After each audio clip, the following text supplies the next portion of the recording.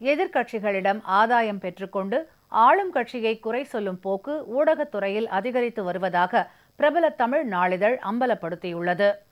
ஆதாயம் பெற்றுக்கொண்டு paid news வெளியிடுவது நீண்ட காலமாகவே அச்சு மற்றும் காட்சி ஊடகத்துறையில் இருந்து வருகிறது.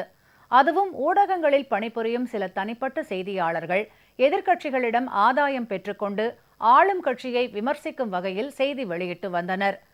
அண்மை காலமாக ஊடக அதிபர்களே இந்த காரியத்தில் இறங்கிவிட்டதாக குறிப்பிட்டுள்ள அந்த தமிழ் நாளிதழ், செய்தி போன்றே சம்பந்தப்பட்ட எதிர்க்கட்சிகளுக்கு விளம்பரம் தரும் வியாபார உத்தியை பிரபல தமிழ் நாளிதழ் தினசெய்தி அம்பலப்படுத்தியுள்ளது.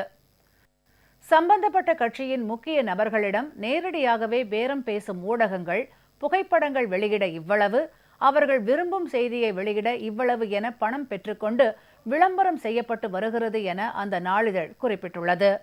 சமீபத்தில் ஒரு அரசியல் கட்சி தலைவரை குறிவைத்து எழுதப்பட்டுள்ள கட்டுரை கடந்த ஒரு வாரமாக பரபரப்பை ஏற்படுத்தி வருகிறது. அந்த கட்டுரையில் சொல்லப்பட்ட விவரங்கள் சில தொலைக்காட்சிகளில் திரும்ப திரும்ப ஒளிபரப்பப்பட்டன.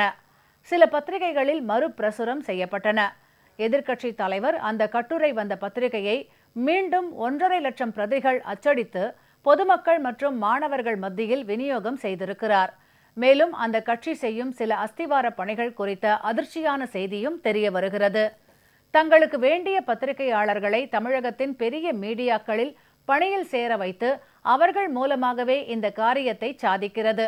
இப்படிப்பட்ட செய்திகளை வெளியிடும் ஊடகங்களின் முக்கிய பொறுப்புகளில் இருப்பவர்களின் பின்புலங்களை ஆராய்ந்தால் இந்த அதிர்ச்சிகரமான உண்மை புலப்படும் என அந்நாளேடு தெரிவித்துள்ளது.